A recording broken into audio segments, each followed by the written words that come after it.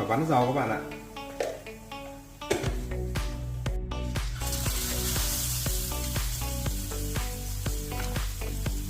Rồi, tăng nhiệt lên một tí. Cách sử dụng của từng bạn. Đấy các bạn thấy không? Cá tươi nhưng mà nó rất là trơn láng luôn. Nói chung là nó rất là tuyệt vời. Cái chảo này khi đã đủ nóng lên thì nó rất là tuyệt vời. Đó. Vấn đề là nguyên nhân tại sao? Đó. Chung là rất là trơn róc luôn.